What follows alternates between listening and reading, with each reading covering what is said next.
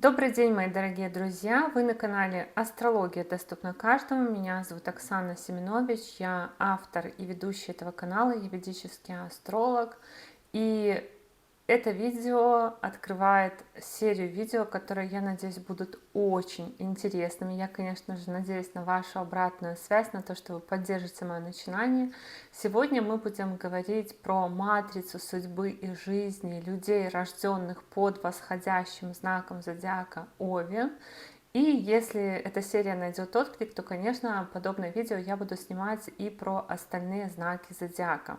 Прежде чем мы начнем говорить о матрице знака зодиака Овен, я бы хотела пояснить, что подразумевается под матрицей жизни знака зодиака. Мы подразумеваем, что восходящий Овен, как и любой другой знак зодиака, человек, родившийся под восходящим знаком, он, в принципе, уже имеет, даже независимо от того, какие планеты попали в какие дома, этот человек уже имеет определенную такую матрицу судьбы, потому что наш гороскоп делится на дома гороскопа, и в ведической астрологии один дом гороскопа соответствует одному знаку зодиака. И в каждом доме гороскопа по умолчанию уже присутствует энергетика какого-то знака зодиака и планеты, которые управляют этим знаком зодиака. И, соответственно, уже какая-то предрасположенность, в зависимости от того, под каким восходящим знаком вы родились, уже будет присутствовать. Если вы не знаете свой восходящий знак, я прошу вас обратить внимание, да, что мы говорим здесь про ведическую астрологию, поэтому если вы знаете свой асцендент в западной астрологии, вполне вероятно, что это видео вам не подходит. Если у вас западная астрология асцендент Овен, вполне возможно, что в ведической астрологии у вас асцендент будет не Овен. И для того, чтобы вы могли точно убедиться, что вы Овен, вам нужно построить свой гороскоп в ведическом стиле и узнать свой восходящий знак. Ну, либо какой у вас знак на самом деле получится. Как это сделать, я рассказывала в видеоинструкции, и ссылку на эту видеоинструкцию я вам сейчас прикреплю в правом верхнем углу. Пройдите, пожалуйста, по этой ссылочке, зайдите на сайт с построением ведического гороскопа, постройте свой гороскоп и посмотрите. Там, в принципе, все достаточно просто. Также я напоминаю о том, что ко мне можно записаться на курс по ведической астрологии, либо на личную консультацию. И ссылка на курс и консультацию будет также в описании, в комментариях к этому видео. И теперь давайте вернемся к теме нашего видео и начнем с вами рассматривать матрицу судьбы Овнов. И, естественно, любой гороскоп, будь то гороскоп человека, будь то гороскоп страны, будь то гороскоп какого-то начинания, он начинается у нас с первого дома гороскопа. И в первый дом гороскопа как раз и встает тот знак зодиака, который у нас восходил на востоке в момент нашего рождения, который является нашим восходящим знаком, либо асцендентом по ведической астрологии, либо лагной, мы его еще в ведической астрологии так называем. И у Овнов, как у первого знака, вся сетка домов гороскопа рассчитывается от первого знака. То есть у Овнов дома гороскопа совпадают со знаками зодиака. И у Овнов в первом доме гороскопа вы всегда увидите цифру 1, и это значит, что восходит Овен. И от этого мы начинаем плясать. Мы начинаем плясать от того, что характерно для Овнов. Первый дом гороскопа — это вообще самый главный дом гороскопа. Почему? Потому что это как бы такой скелет, на котором все держится, на котором держится весь гороскоп. Это наше тело, внешность, характер, темперамент, здоровье, общее благополучие. То есть чем благополучнее первый дом гороскопа, тем лучше. И у Овна в первом доме гороскопа находится знак зодиака Овен. Поэтому мы должны отталкиваться от того, какая планета управляет первым домом гороскопа. Именно эта планета вносит свои черты в характер, во внешность, в темперамент, в какие-то особенности личности. Но в первую очередь эти особенности касаются физического здоровья и каких-то внешних проявлений. Что у нас с Марсом? Марс во внешность может давать красный подтон кожи. Мы сейчас с вами будем говорить про внешность.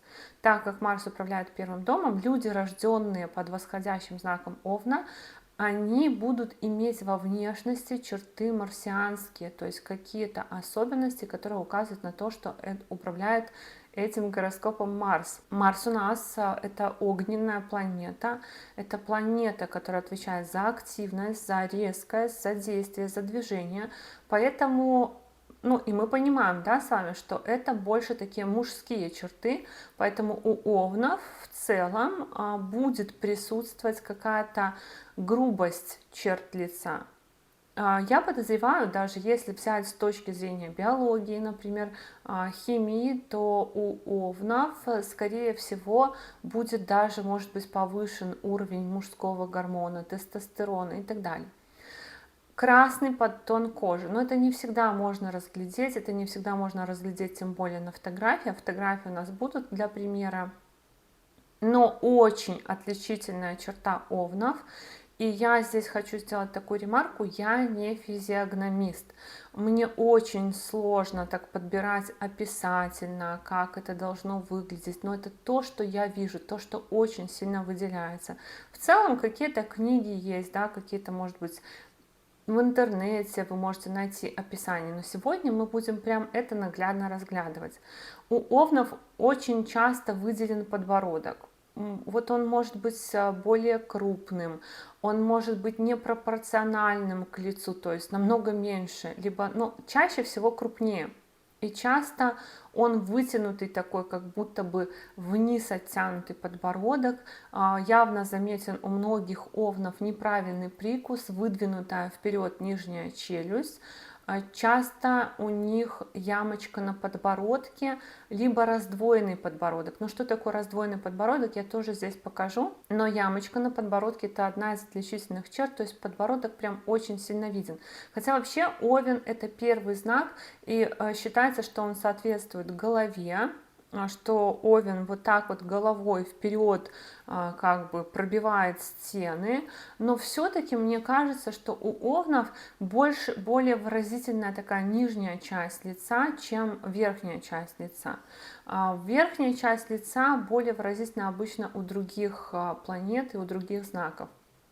Прямой нос, чаще всего очень длинный, может быть горбинка носа, то есть такие более римские профили, можно сказать, у овнов могут быть.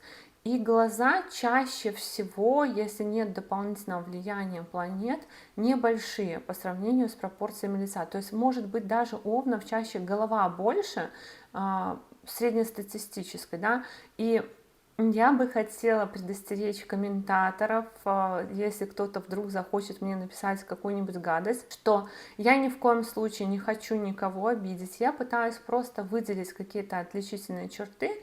В любом случае каждый человек по-своему уникален, прекрасен, и у каждого есть своя какая-то изюминка. Нет на 100% идеальных лиц, как и нет на 100% там лиц, в которых нельзя найти какую-то особенность, поэтому мы просто пытаемся выделить, да, и то, что я говорю, что это там какой-то вытянутый подбородок, это просто факт. И у овнов часто выделены надбровные дуги, но на самом деле не так сильно, как они могут быть выделены, допустим, у людей, у которых солнце проявлено, у них как-то более, мне кажется, выделены, но все равно. И вот есть еще у овнов особенность века, мне кажется. У овнов очень часто веко такое нижнее, особенно как будто бы припухло, либо оно как будто бы чуть-чуть подвернуто, то есть очень сильно видна такая слизистая нижнего века, вот этот вот краешек, который прилегает к глазу, он как будто бы чуть-чуть белее, может быть он чуть-чуть вывернут так, то есть он может быть толще немножко, но это такие очень тонкие черты, которые сложно так разглядеть на самом деле. И сейчас на слайде вы видите фотографии, мы посмотрим с вами, что еще важно. Важно то, что вообще каждый знак зодиака попадает в определенную накшатру. Накшатры — это созвездия, отрезочки, кусочки знаков зодиака.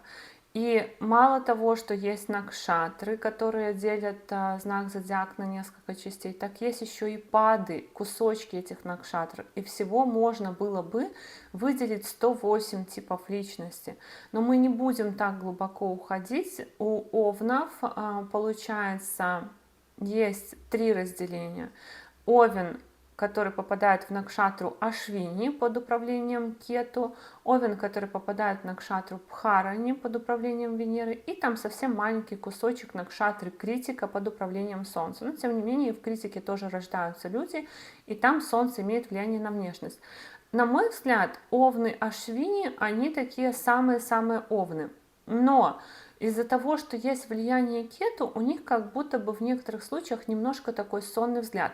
Но вы видите, вот 3 человека, родившиеся под знаком зодиака Овен в накшатре Ашвини. А Гюджаржета, у нее Марс в раке, за счет этого у нее такие достаточно крупные глаза, как будто бы немножко даже укрупненные, как будто бы немножко такие...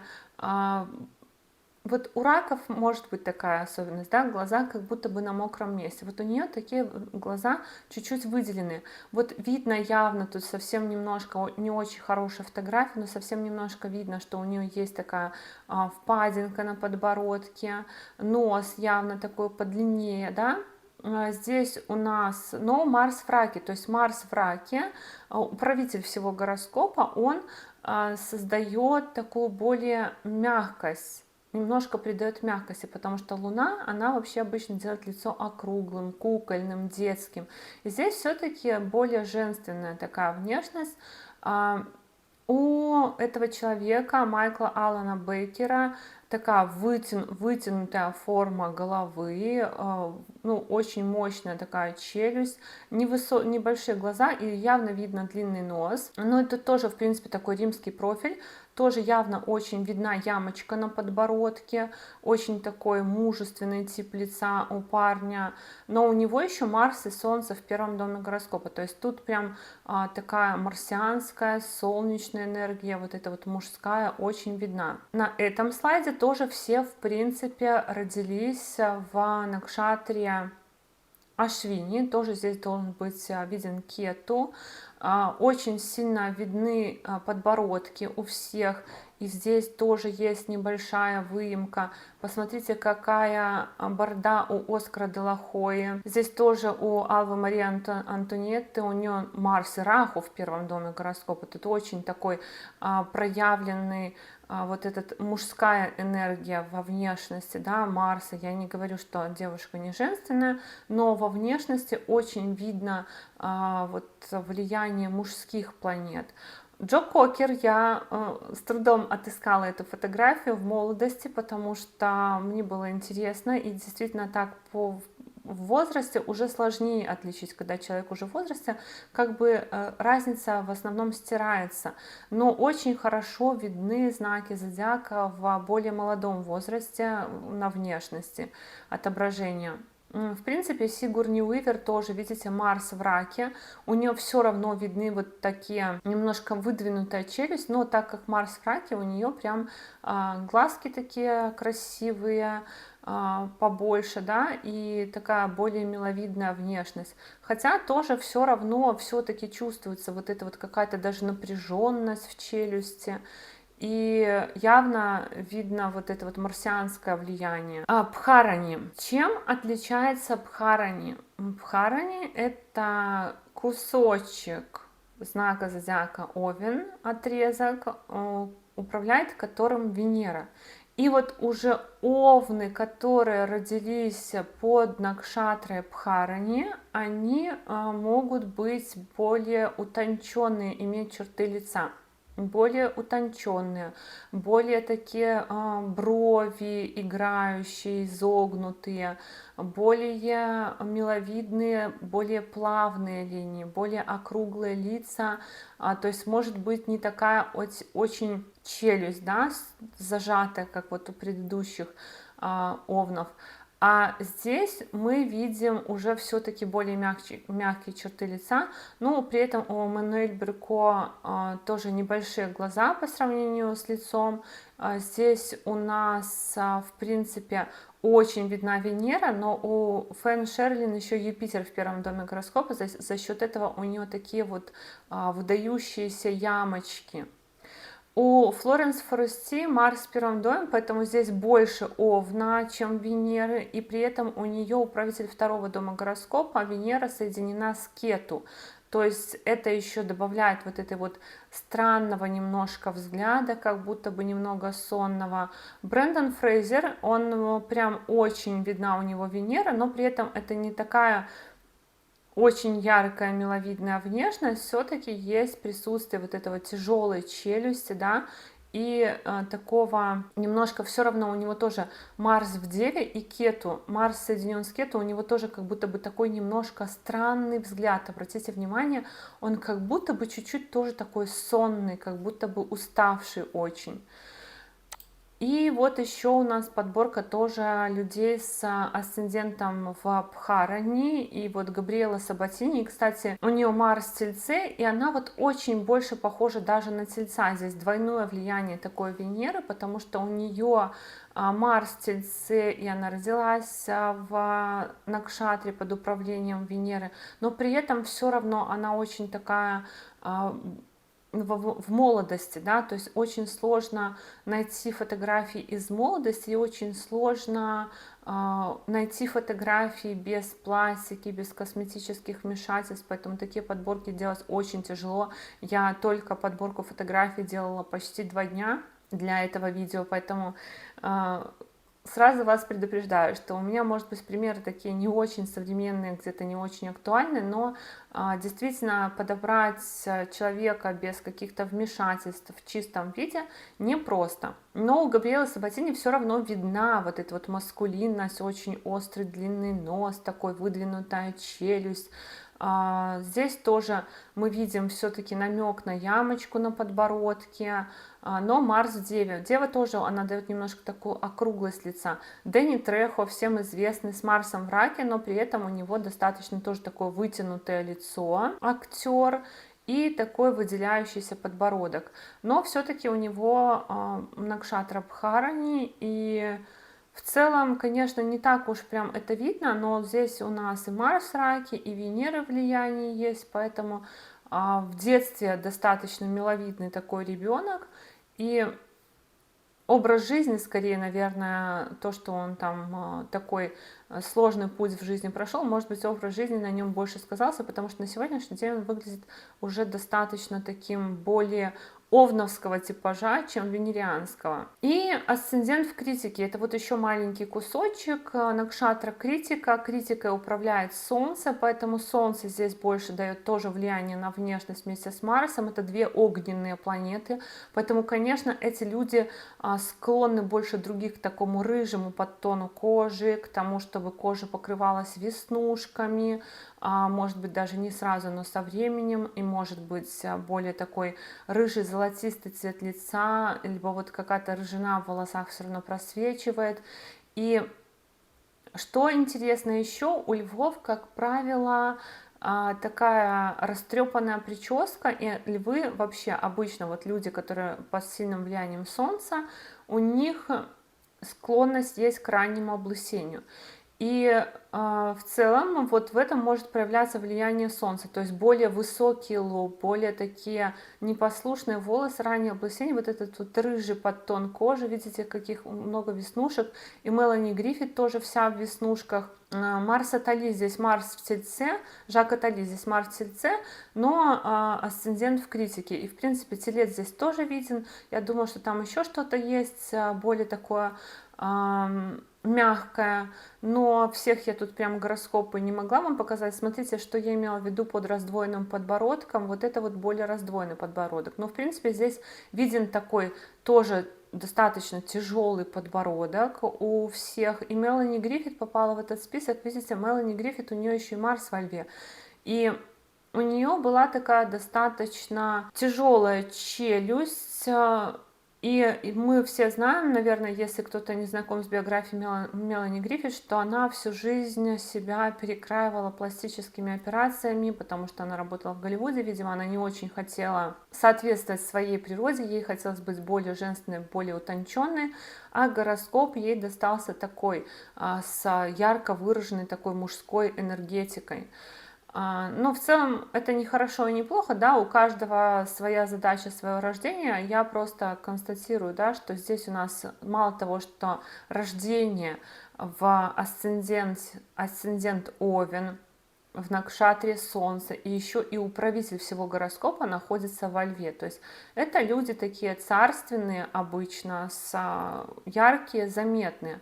Но в Голливуде свои стандарты красоты, и у каждого человека свой подход. И вот Мелани Гриффит, она очень сильно себя переделывала. Очень явно видна впадинка на подбородке, тут тоже явно очень видна впадинка на подбородке.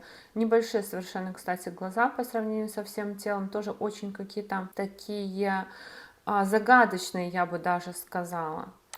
И вот еще люди с асцендентом в критике, тоже влияние Солнца на внешность. Обратите внимание, что у всех у них практически высокие прически, более такие тоже вот ямочка на подбородке. Но здесь у девушки тоже видна ямочка на подбородке, и у Валерии Николас тоже видна ямочка на подбородке. Просто не всегда удается подобрать хорошую фотографию. Но, кстати, у Валерии Николас вообще Марс в Козероге, поэтому у нее такие более острые черты лица. Здесь еще влияние Сатурна, более острые черты лица, но на других фотографиях она все равно такой типичный овен. То есть вот эти овны, конечно, их сложнее отличить от овнов. Здесь такая очень хорошая смесь, здесь очень видна дева, но выдает их, конечно, вот этот подбородок, такой достаточно выдающийся, с разделенным подбородком, с ямочкой. И у этой девушки на самом деле тоже такая вытянутая форма лица, просто не было такой более удачной фотографии, чтобы не в движении. Но в целом, я думаю, вы поймете, да, вот этих овнов проще всего отличить овнов, которые родились в Ашвине, овнов Бхарани и овнов Критики, конечно, отличить уже посложнее, особенно овнов Бхарани, потому что там еще может очень сильно влияние Венера, очень сильно смягчает, и уловить вот эти вот черты становится сложнее. Но в целом овнов в первую очередь, мне кажется, надо искать по подбородку и по нижней челюсти. Ну и теперь хотелось бы поговорить про здоровье овнов.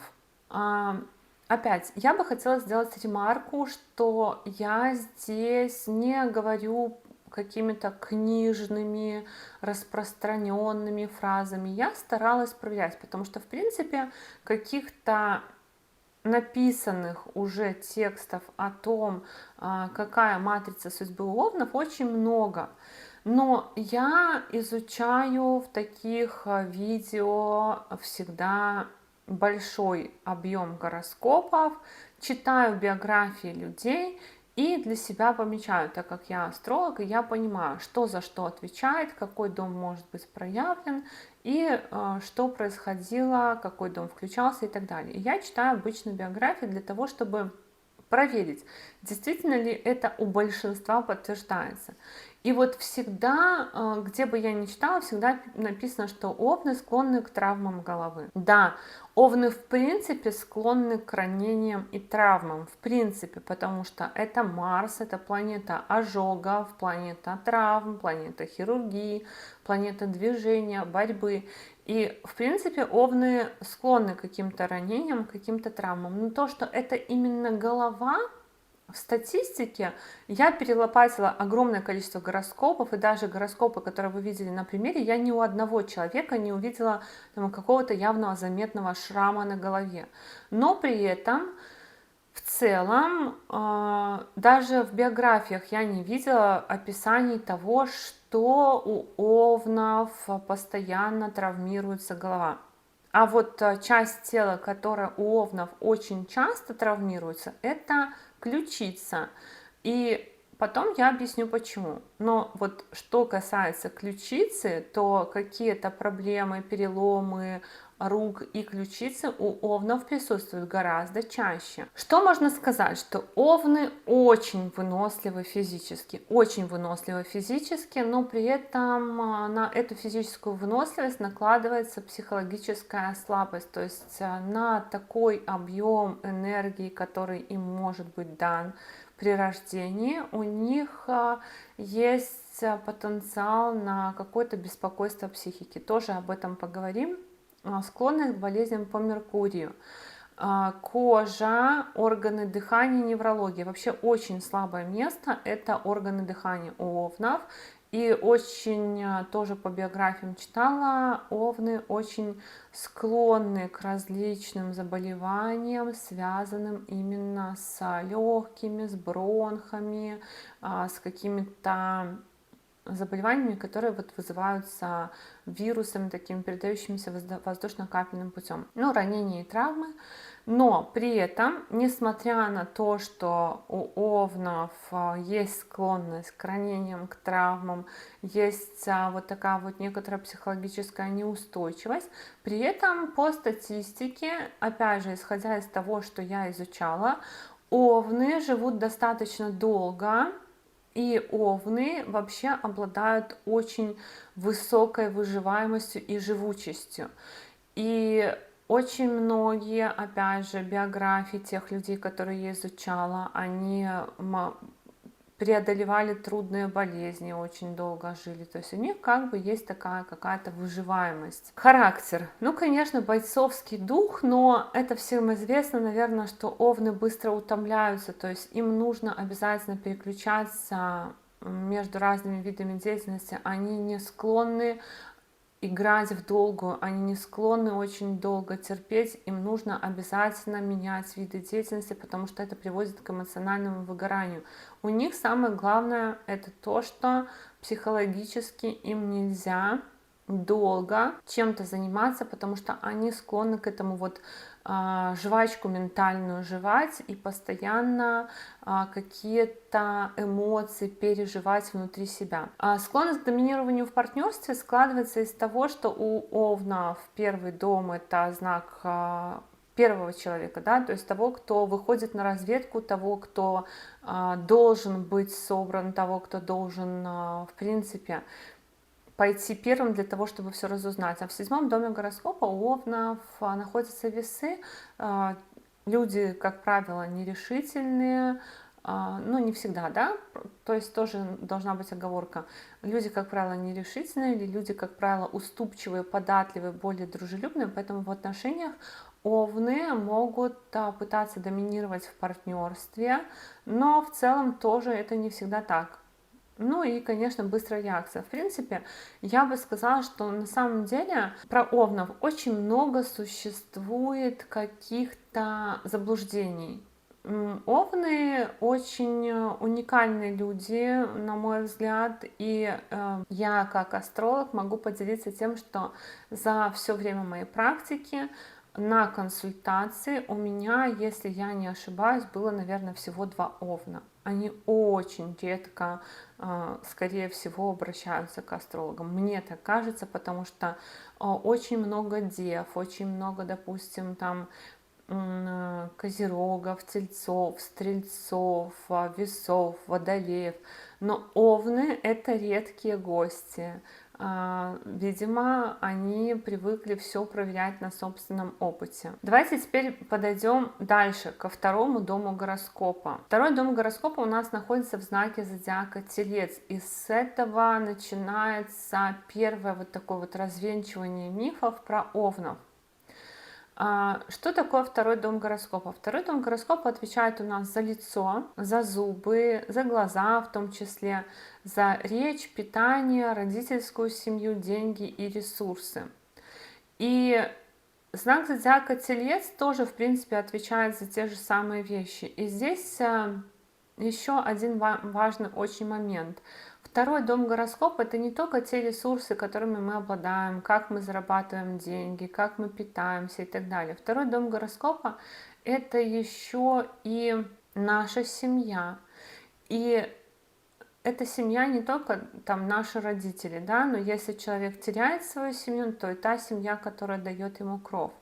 И помимо этого, второй дом гороскопа — это образование, которое мы получаем в семье до того, как мы идем в школу, грубо говоря. То есть это навыки, полученные в раннем детстве. И что получается, что вот этот вот импульсивный Овен на самом деле весьма талантливый парень или девушка, потому что в детстве, как правило, у овнов, и опять же, исходя из тех биографий, которые я прочитала, раскрываются какие-то таланты.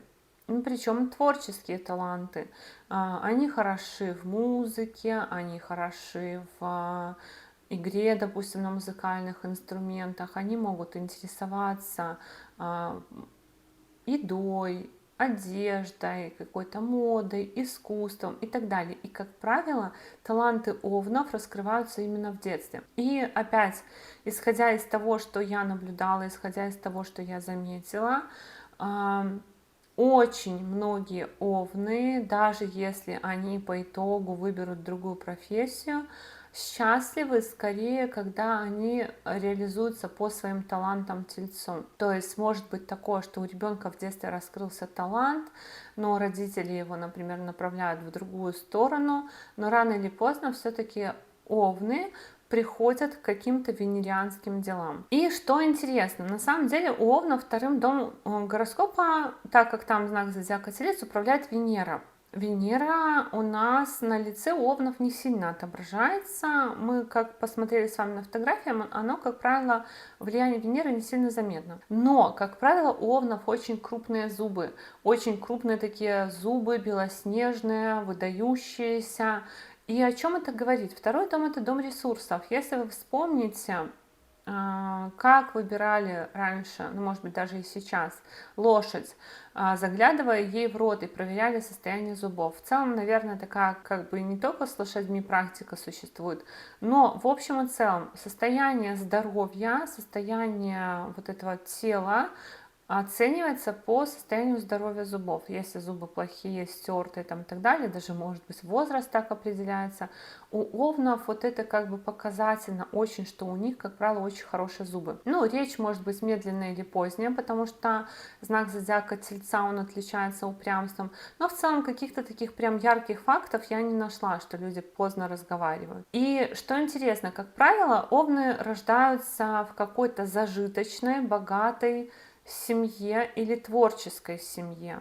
Может быть семейный бизнес, особенно связанный с текстилем, едой, автомобилями, украшениями, одеждой, актеры, аристократы и так далее. Почему? Потому что второй дом показывает нашу родительскую семью, и здесь второй дом в знаке Тельца.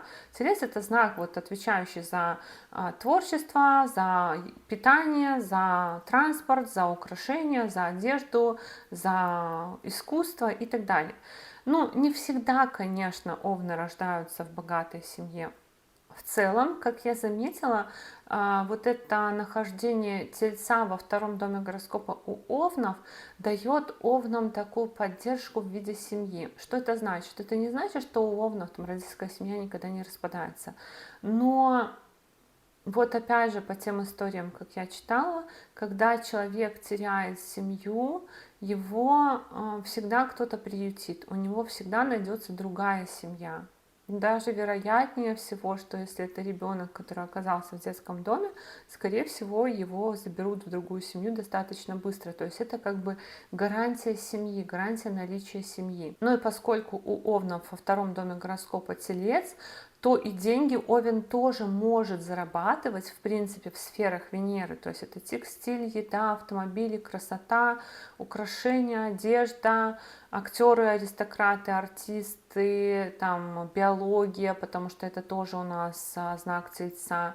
Это может быть еще, в принципе, работа с женщинами.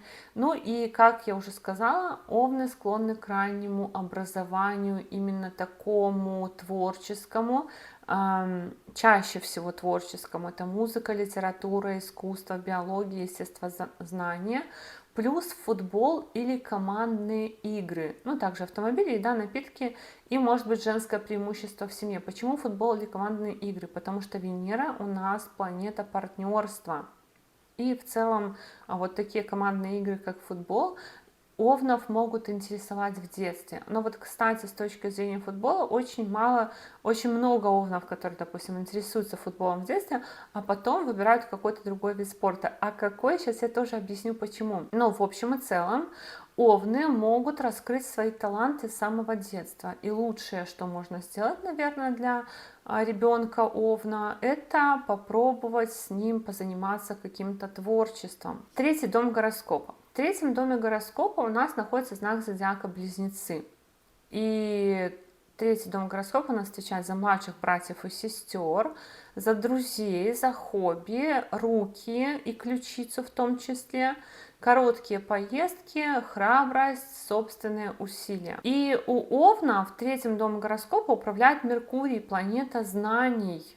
Планета знаний управляет домом знаний, и в принципе там, где Меркурий, там нам интересно, там лежит наша сфера интересов, что мы хотим узнать, что мы хотим почитать, в чем мы можем там зависать часами и заниматься, и не замечать, как пролетает время. И получается так, что у Овнов планета вот знаний и общения лежит в доме коммуникации, в доме хобби, в доме коротких поездок.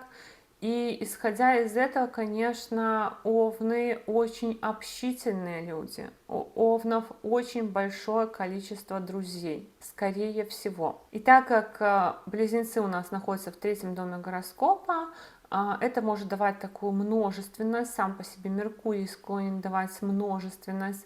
И у овнов, скорее всего, это двойственный знак у нас, да, в целом близнецы, и, скорее всего, у овнов может быть много братьев и сестер.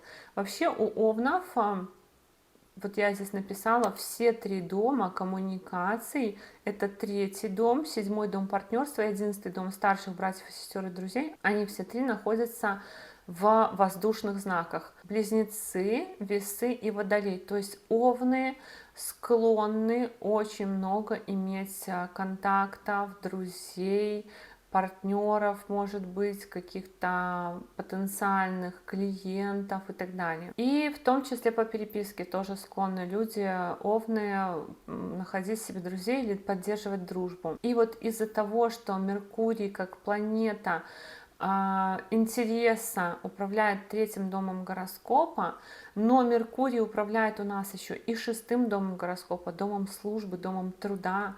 Меркурий соединяет два дома, третий и шестой, и из-за этого овны очень склонны к работе руками.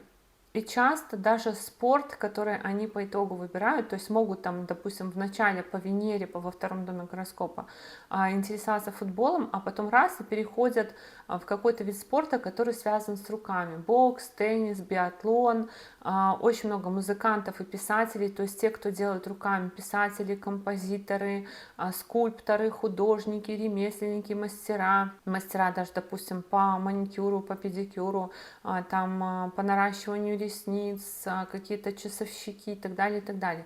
Овны очень склонны работать руками.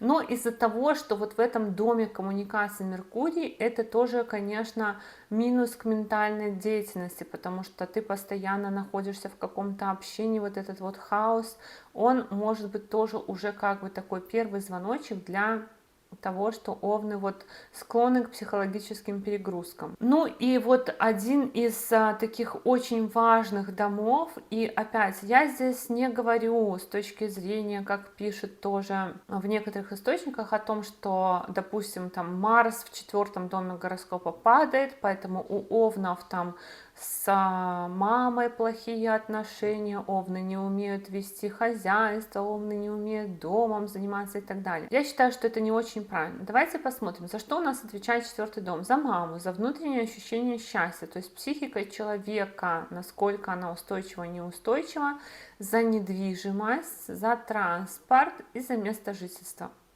Что у овнов? У овнов в четвертом доме гороскопа управляет Луна. И вот почему часто пишут, что овны как бы никакие хозяева, что они не домоседы, что у них там может не получаться что-то делать дома, что у них плохие отношения с мамой. Потому что Марс, управитель всего гороскопа овнов, он падает в раке, то есть в знаке своего падения он находится. И исходя из этого как бы определяется сила этого дома и возможности в этом доме. Но опять же, исходя из статистики, овны очень привязаны чаще всего к тому месту, где они живут. И овны, в принципе, могут не могут, больше склонны к жизни на природе и в воде. Вот эта вот Луна, водная планета, она как бы описывает место нашего жительства. И овнам комфортнее может быть в какой-то сельской местности, в природной какой-то местности, там, где есть водоем и так далее. Из-за того, что Луна управляет 4-м домом гороскопа, вот это вот и есть потенциал на психологическую неустойчивость, потому что Луна быстрая планета, она каждые 3 дня меняет свой знак, она обходит за месяц весь зодиакальный круг, и поэтому, 4-й дом гороскопа это то, насколько мы удовлетворены жизнью. Сегодня Луна в Скорпионе, мы не удовлетворены 3 дня подряд. Через 3 дня Луна заходит там в знак зодиака Стрелец, мы воспрянем духом, мы становимся оптимистами. То есть у овнов может быть очень склонность к психологическим, ментальным перегрузкам из-за того, что у него все дома в этих вот знаках воздушных, очень много коммуникаций, плюс еще 4-й дом внутреннего счастья в водном знаке, в знаке Луны, которая очень быстро меняет свое положение. Поэтому при такой физической силе вот именно психологическая какая-то основа с учетом той энергии, которая есть у овнов, она слабее. Ну, из-за того, что здесь у нас в 4-м доме гороскопа мама склонна, в принципе, тоже к ментальным беспокойствам, потому что мама может быть по Луне какая-то красивая, либо такая, которая склонна к тревожности, к переживаниям. Естественно, мама там может тоже работать где-то в сферах, связанных с питанием, с заботой, с защитой, с опекой. Мама может быть, например, там актриса. Но психологически, вот Луна, это же наша психика, она в 4-м доме у нас находится. Психологически овны, как правило, привязаны к маме и родному дому. Но 4-й дом это еще и школа. Вот 2-й дом это родительская семья, образование в родительской семье, 3-й дом это хобби-курсы, а 4-й дом это школа. И вот из-за того, что Луна управляет 4-м домом гороскопа, овны часто бросают или меняют школу. И это прям у всех практически овнов, которых я видела, у них постоянно там какие-то переезды, родители переехали, или там учился в школе, его увлекло хобби, он бросил школу, потом опять вернулся. И, естественно, из-за того, что Луна управляет 4-м домом, не очень высокий потенциал на свое жилье и транспорт. Несмотря на то, что Овном управляет Марс, но у них в другом потенциал. То есть именно на свое жилье, на то, чтобы купить самостоятельно, у них не очень высокий потенциал. Но, допустим, Венера во 2-м доме гороскопа, это уже как бы потенциал, что от родителей может достаться. А вот недвижимость мы дальше посмотрим, откуда может Овнам приходить. Но это не значит, что Овны не купят, да? Но в целом все равно это может быть беспокойство, покупать, не покупать, хочу, не хочу. Психологически, скорее всего, конечно, Овнов тянет для того, чтобы иметь свое жилье, иметь свой угол, иметь свой дом.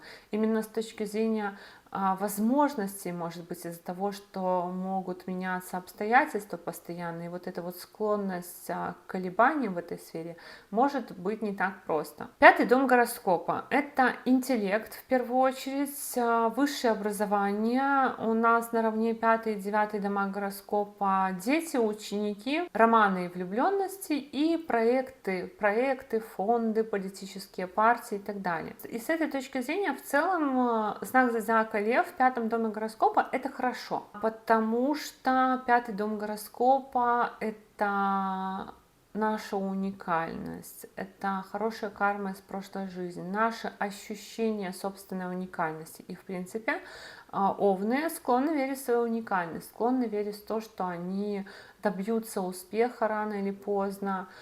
Часто математический склад ума из-за влияния Солнца. Ну, тоже, опять же, может быть по-другому, да, но Солнце у нас отвечает за математику, поэтому у овнов, в принципе, есть склонность и к точным наукам.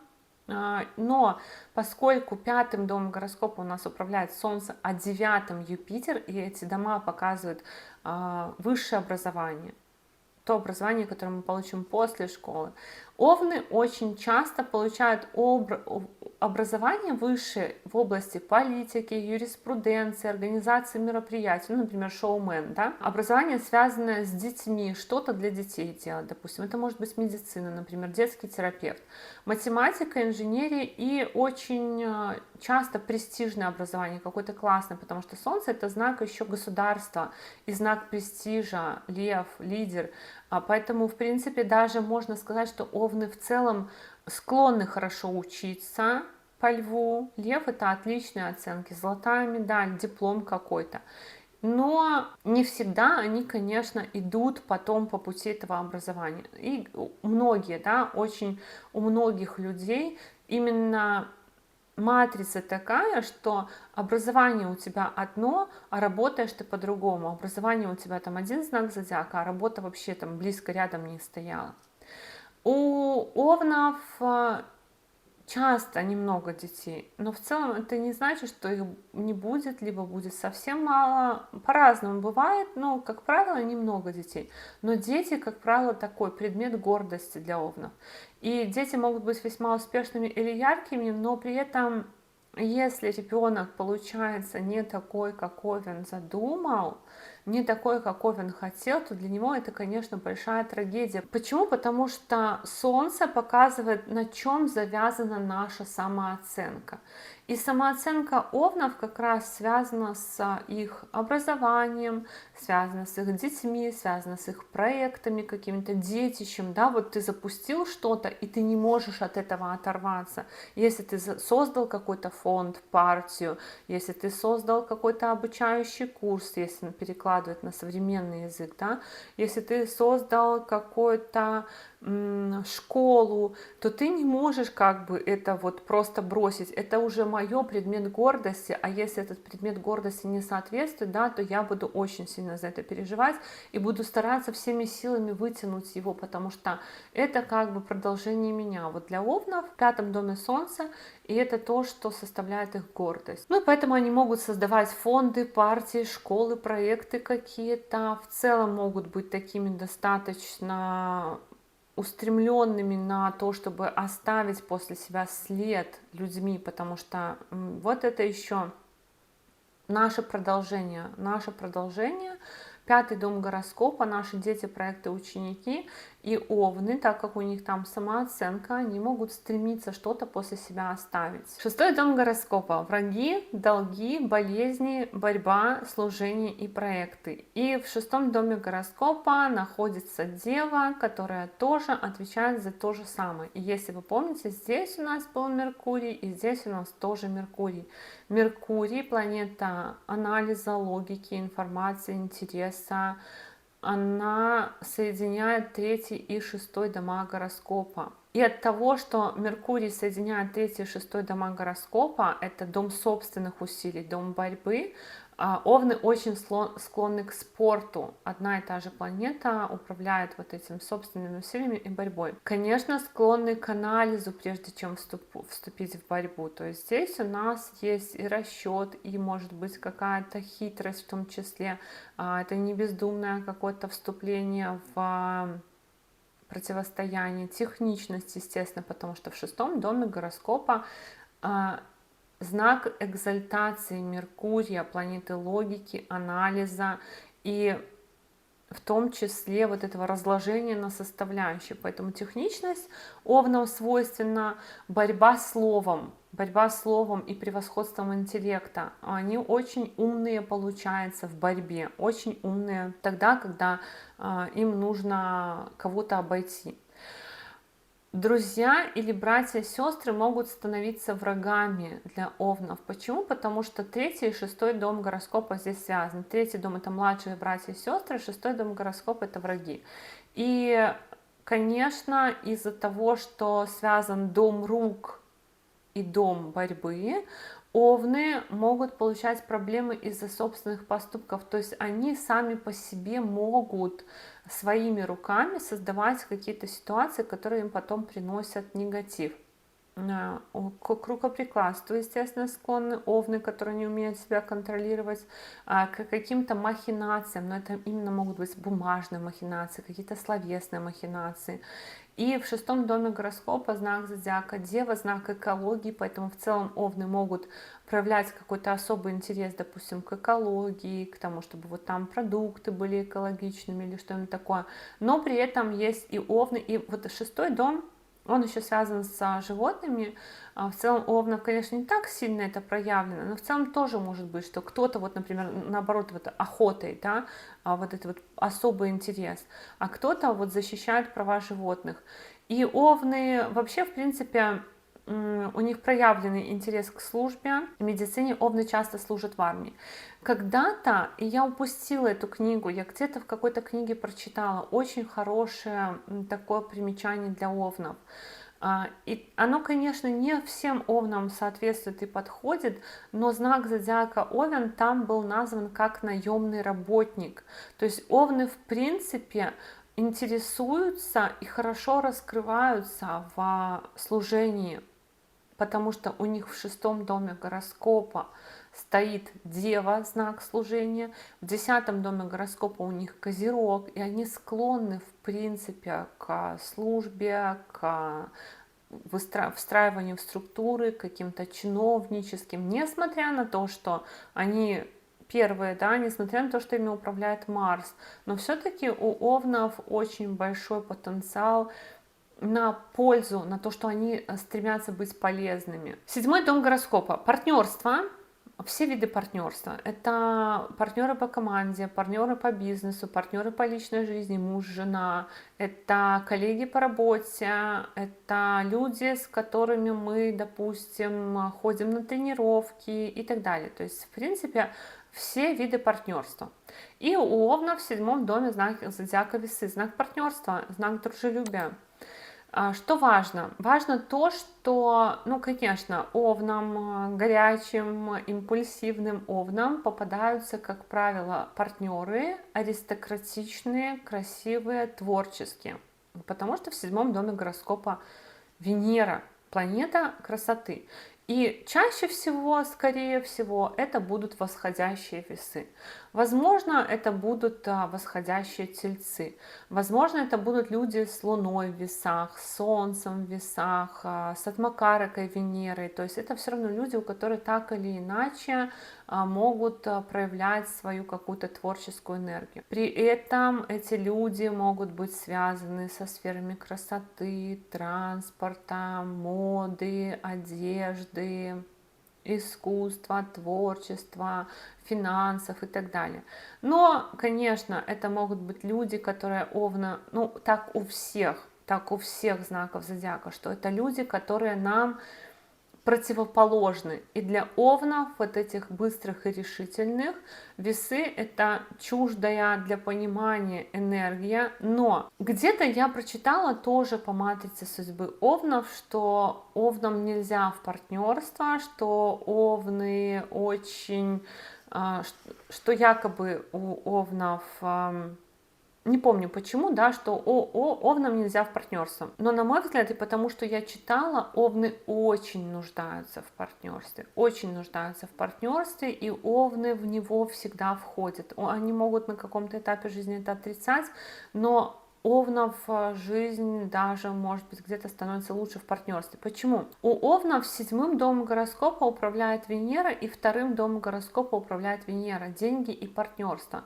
Да, эти дома гороскопа у нас еще называются дома Мараки, дома убийцы, поэтому партнеры могут становиться и врагами, естественно.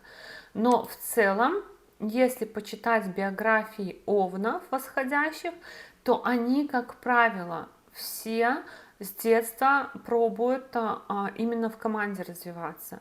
И мне кажется, даже вот для детей овнов это тоже полезная такая опция, что их можно в какую-то команду. То есть они, допустим, там начал петь в детстве маленький ребенок, и он тут же коллаборируется там с каким-то другом, и вместе с другом создает музыкальную группу.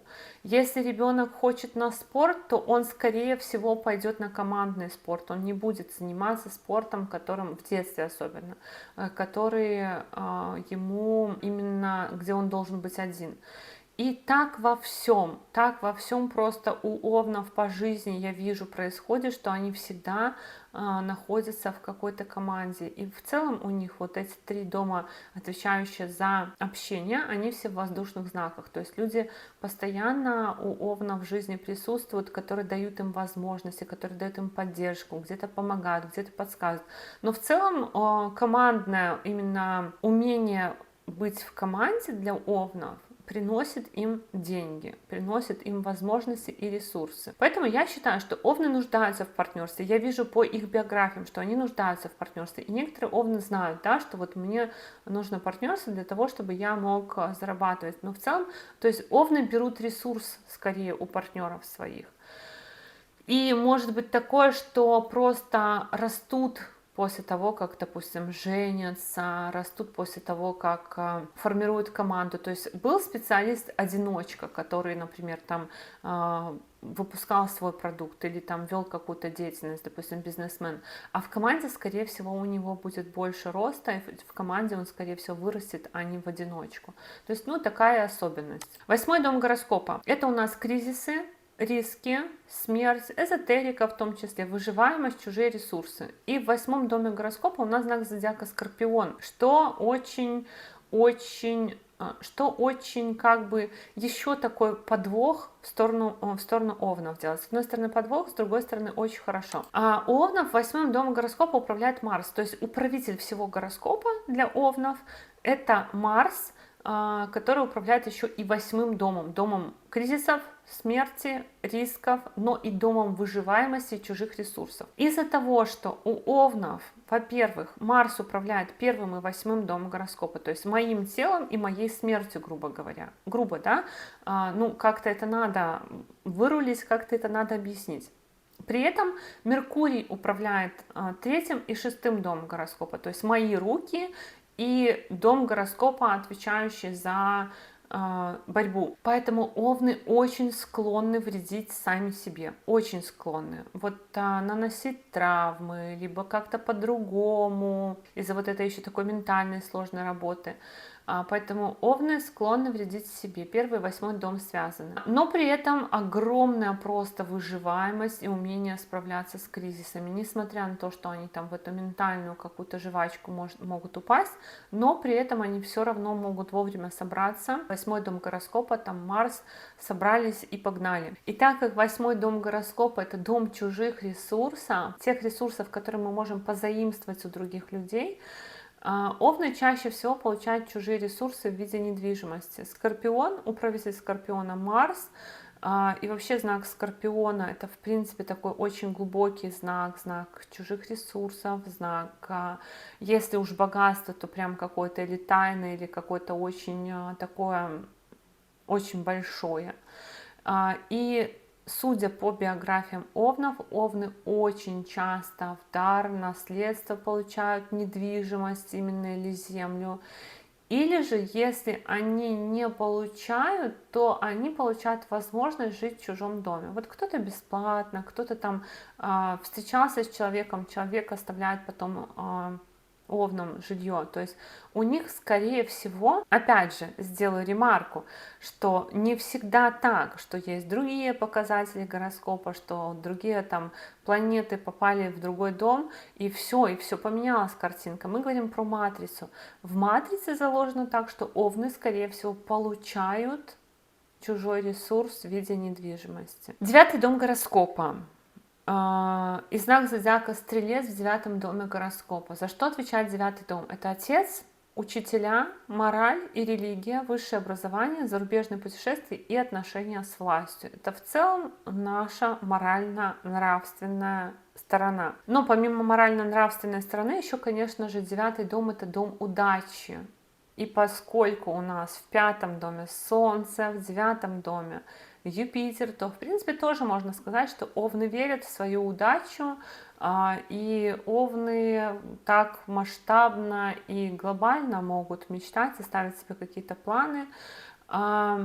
Влияние Юпитера на девятый дом. Как я уже говорила, девятый дом, как и пятый дом, у нас отвечает за образование, поэтому управление Юпитером, девятым домом гороскопа, в принципе, может давать склонность к юриспруденции, к религии, к банковскому делу, к работе с детьми, преподаванию.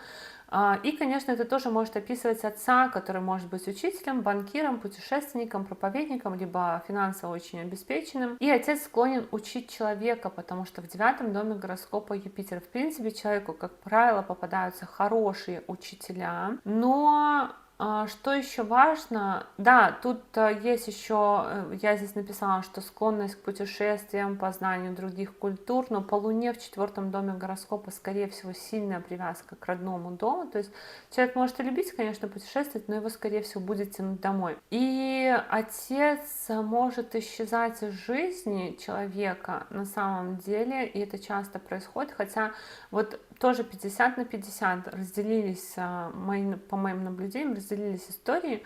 Либо отец вкладывает какую-то роль в воспитание человека, дает ему знания, может даже в семье заменять, то есть вместо учителей.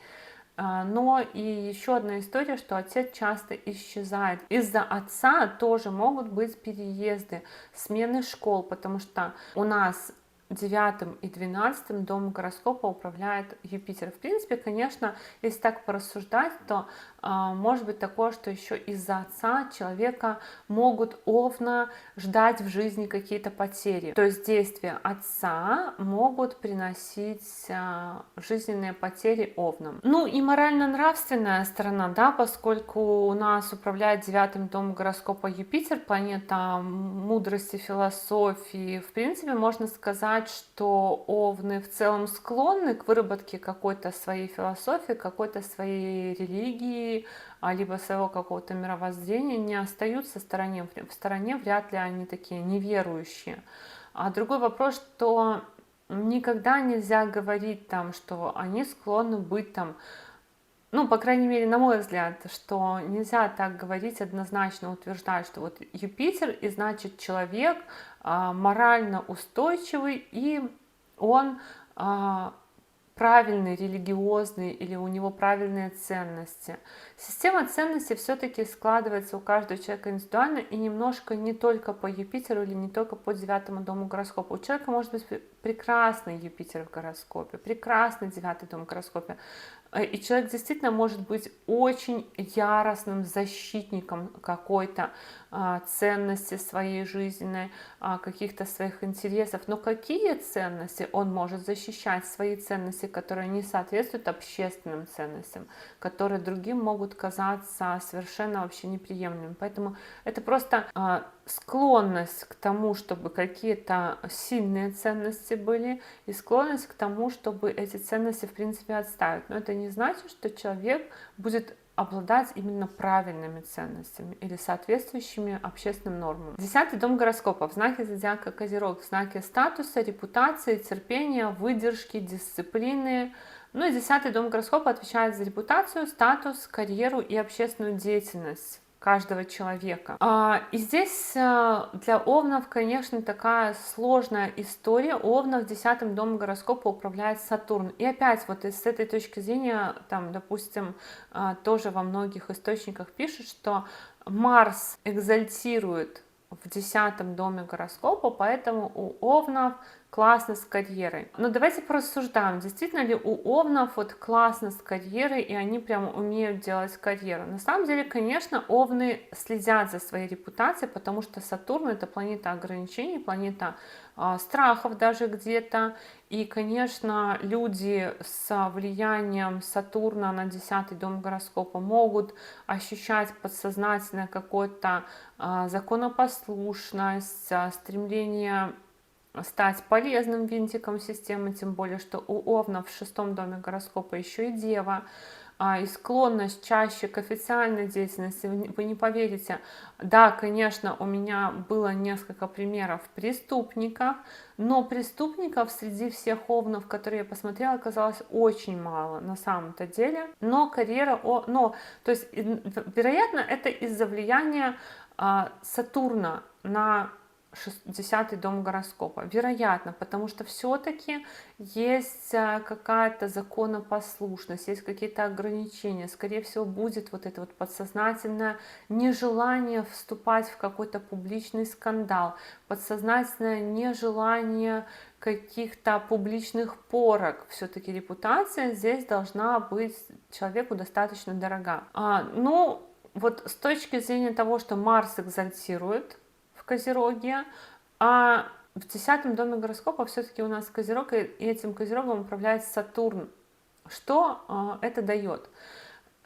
Карьера может развиваться медленно, на мой взгляд. Почему? Потому что Сатурн меняет свой знак 2,5 года. И ты, допустим, 2,5 года у тебя появился шанс, Сатурн зашел вот именно в транзите в какой-то хороший дом гороскопа, а ты за 2,5 года наработал какие-то навыки, таланты, потом Сатурн раз перешел в какой-то неудачный дом гороскопа, и не просто там ты думал, что ты восстановишься за полгода, за год, а это будет долго, это будет 2,5 года. И за 2,5 года ты можешь потерять все навыки, за 2,5 года ты можешь очень долго восстанавливаться, забыть все, что у тебя было раньше. И как бы по сути тебе опять потом надо начинать сначала.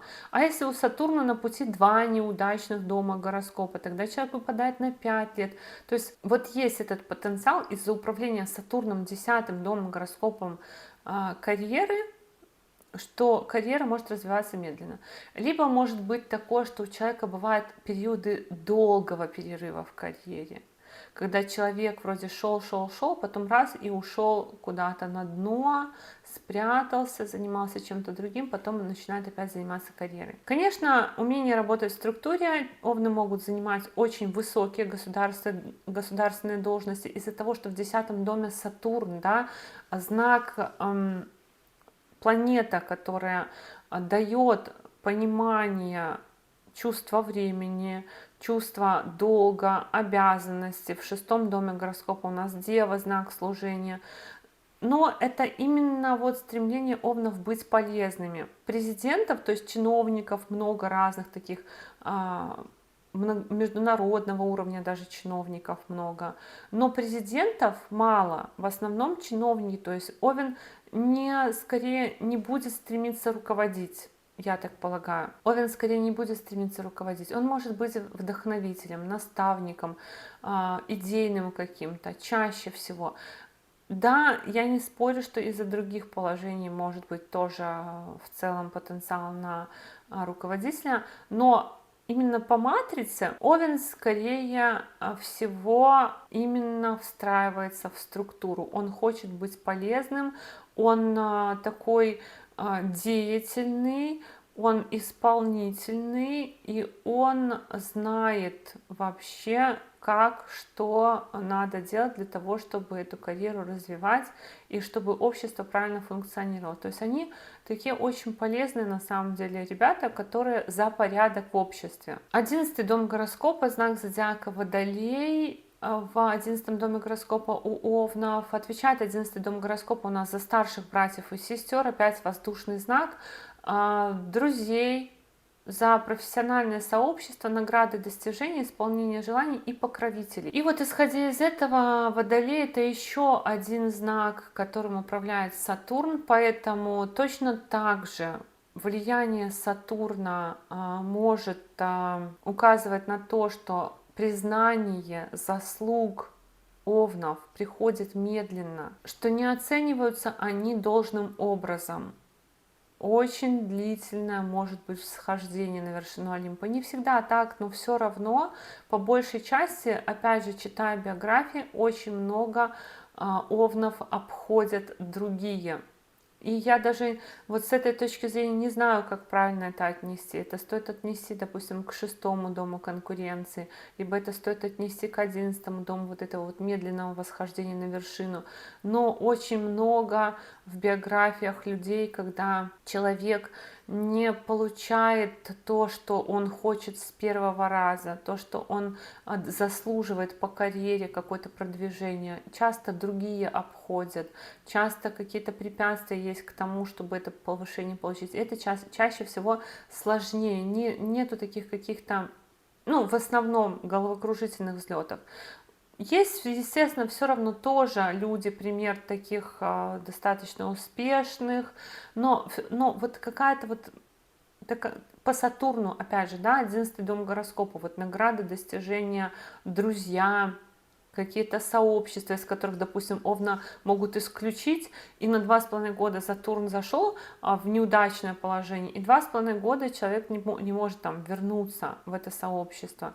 Или, допустим, получал награды, потом на 2,5 года Сатурн зашел тоже в неудачный дом, в неудачное положение, и 2,5 года ты, допустим, даже как спортсмен не можешь получить никаких высоких результатов, потому что у тебя так планета расположена. Но если кто-то верит, а кто-то не верит, может сказать, что это просто недостаточно усилий.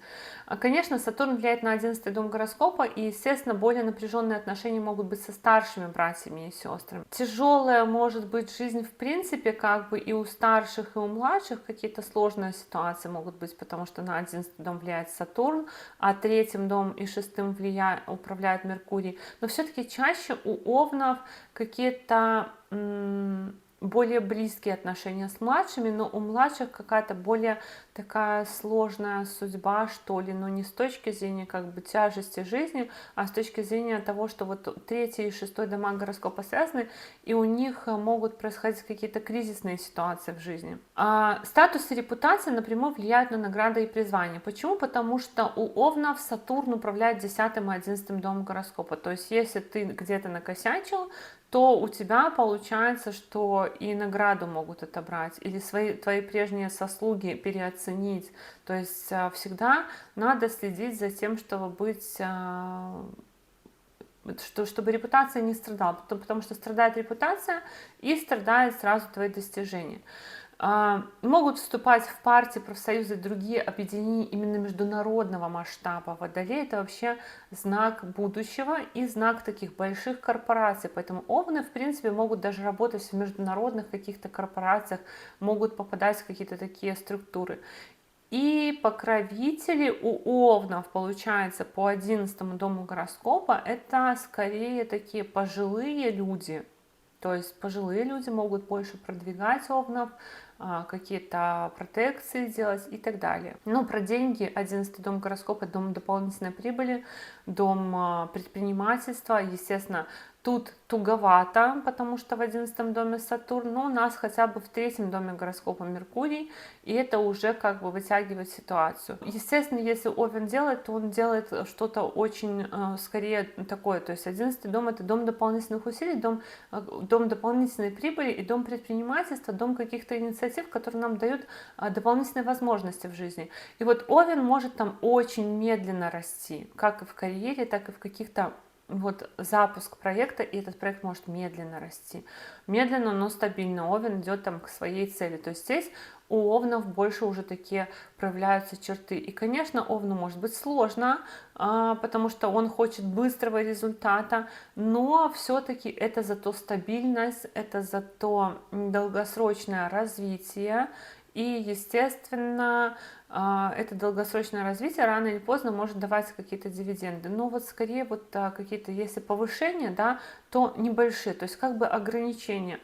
Там премию, ну вот с каким-нибудь условием, или там повышение зарплаты всем настолько, а тебе чуть-чуть поменьше. То есть какое-то ограничение может быть именно в возможностях дополнительного заработка, в возможностях получения какого-то международного признания, либо признание может приходить позже. Много всего сделал, за все тебя подряд не награждали, а потом наградили один раз там за всю жизнь, за все, что ты делал раньше. То есть как бы медленное такое получение запоздалое. Ну, естественно, могут плохо исполняться желания, потому что здесь Сатурн у нас управляет 11-м домом гороскопа. Бейся, не бейся, как-то долго, допустим, ты загадал желание, а оно долго исполняется. Хотя, если Юпитер в 11 доме гороскопа стоит, может и быстро исполнится. Но в целом есть такой потенциал, что может быть вот именно вот какая-то исполнение наших планов, исполнение наших целей, оно может как-то растягиваться. Загадываешь, а оно все равно не получается так, как хочешь. И 12 дом гороскопа, дальние поездки, потери, заключения, больницы и фантазия, которые находятся в знаке зодиака Рыбы у Овнов. Про 12 дом гороскопа, конечно, сложнее рассказывать, потому что там у нас, по сути, нету каких-то таких физических явлений, но 12 дом гороскопа у нас управляет Юпитер, как и 9 дом гороскопа, поэтому это склонность к раннему исчезновению отца из жизни, либо то, что могут быть поездки, связанные с отцом, переезды, связанные с отцом, с учителями, со сменой религии и так далее. Поскольку в 12 доме гороскопа Рыбы это еще раз подтверждает вообще таланты и способности Овнов, хорошая интуиция, фантазия, поэтому они отличные писатели, художники, артисты, но и склонность к зависимостям. А помимо этого 12 дом гороскопа это еще больницы, заключения, поэтому длительные болезни могут быть у Овнов, несмотря ни на что, они могут длительно как-то восстанавливаться. Но в целом 12 дом гороскопа в Рыбах может давать еще Овнам склонность к медитации, к йоге, может давать склонность к благотворительности и так далее. Давайте посмотрим в конце несколько примеров. Джиджи Хадид, восходящий Овен, но из-за того, что у нее такое влияние на первый дом гороскопа, у нее Марс в раке, Меркурий, Кету, Солнце в первом доме гороскопа, аспект Луны на Марс, у нее поэтому очень такая не совсем прям яркая овновская внешность, хотя все равно и не сильно венерианская. Ну вот у нее семейный бизнес, у родителей строительная компания, ранний развод родителей, отец ушел из семьи, 9 братьев и сестер, 9 в том числе сводных. В школе ездила верхом на лошади, это вот у нас, в принципе, потенциал по 6-му знаку. И потом она еще была в школе капитаном волейбольной команды, то есть руки она тоже развивала. А карьера модели, сам талант Джиджи Хадид, открылся с 2 лет. То есть вот 2-й дом гороскопа, карьера модели в сфере работы, в сфере красоты, оно прямо началось с раннего детства. Это женщина Юлиана Кёпке. Она тоже у нас восходящий Овен и с Марсом в экзальтации. Конечно, то, что у нее Марс в экзальтации, это тоже как бы потенциал на ту историю, которая у нее случилась, с точки зрения того, что она единственная выжившая в катастрофе авиалайнера. Я тут уже не писала, какая это была авиакатастрофа, что за авиалайнер, но она 9 дней пробиралась сквозь джунгли с многочисленными травмами и переломом ключицы. И ключица у Овнов это одно из слабых мест. Но при этом она выжила. Знание о выживании в джунглях она получила когда-то от отца. Вот отец это как бы человек, который может становиться учителем для овнов. И впоследствии она стала биологом. То есть вот у нас Венера за биологию отвечает. То есть овны предпочитают, вот как правило, у них выход все равно чаще всего на 2-й дом и на доходы по 2-му дому, на тельцовские, на венерианские занятия, то есть это красота, естественные науки и все, что связано с комфортом, с творчеством и так далее. И Конор Макгрегор, всем знаменитый известный Овен, боксер, актер, шоумен. Ну, у него, конечно, во 2-м доме гороскопа еще такое подкрепление в виде Венеры и Юпитера. Он когда-то учился на водопроводчика, работа руками. Жена содержала всю семью, пока Конор тренировался, ну это тоже, наверное, все знают. Но здесь еще у нас напрямую управитель 7-го дома гороскопа уходит во 2-й. То есть это, в принципе, прямая взаимосвязь между 2-м и 7-м домом гороскопа. Но при этом, по его признанию, мама уговаривала тренера заниматься с Конором. Мама очень сильно его когда-то поддерживала и помогала, и он ей за это благодарен. У семьи, ну, я не знаю, когда он появился, но у семьи есть алкогольный бизнес. И, в принципе, конечно, тут Венера и Юпитер во 2-м доме гороскопа. Тут понятно это и так, что могут быть такие серьезные доходы на темах 2-го дома гороскопа. Это и еда, и косметика, и одежда, и так далее, и так далее. Но в целом даже несмотря на то, что здесь есть эти связи, это, в принципе, вложено в матрицу овнов, и такое может быть. И Шакил О'Нил, баскетболист, который, в принципе, тоже работает руками. Что интересно, Шакил О'Нил, он магистр делового управления, он получил диплом MBA. Вот это Солнце в пятом доме гороскопа, причем у него Солнце в 11 доме, наград и достижений. Но при этом он бросал институт ради баскетбола и не с первого раза попал в олимпийскую сборную. Вот это вот медленное продвижение в карьере, несмотря на то, что в 10 доме гороскопа Раху, в 11 доме гороскопа Солнце, его обходили другие, типа другим давали шанс попасть в сборную, а ты, мол, подождешь. И таких историй много, что вот кто-то, а ты пока подождешь. И Шакил О'Нил записал несколько рэп-альбомов, написал автобиографию, снялся в кино. В принципе, когда он оставил спорт, он больше стал заниматься творчеством. И, как я вижу, у овнов действительно идет разделение либо вот третий дом гороскопа и выраженная такая какая-то профессия, связанная с руками, со спортом, либо у овнов чаще всего проявляется второй дом гороскопа и какое-то творчество, какие-то писательские способности, очень много тоже писателей, кстати, но здесь у нас и второй, и третий дом гороскопа отчасти, потому что Венера в Тельце, потому что во втором доме гороскопа Телец, и это наши деньги откуда приходят, а в третьем доме гороскопа Меркурий. Ну, на писателя, кстати, у него здесь прямо правитель третьего в 12 доме гороскопа, Меркурий в падении, это очень часто показатель для писателей, но и у него были травмы, кстати, по-моему, тоже ключицы. Ну, вот я не буду утверждать, потому что точно у него было что-то с ногой, и здесь у нас пораженный 12 дом гороскопа, в принципе, понятно, что здесь могут быть травмы ноги, а вот но третий дом у нас еще отвечает и за руки, и управитель третьего дома в 11, в 12 доме гороскопа тоже может давать и травмы рук, и ключицы в том числе. Ну вот и все, мои дорогие друзья, такое у нас с вами сегодня было видео «Матрица судьбы восходящих овнов», и я действительно надеюсь на то, что это видео будет вам интересным, и что вы будете ждать серию видео по восходящим знакам. Я вас очень прошу ставить лайки, писать комментарии, делиться этим видео с друзьями или с другими овнами. Но если вы еще не подписаны на этот канал, то, конечно же, я приглашаю вас подписываться. И до новых встреч. Пока-пока.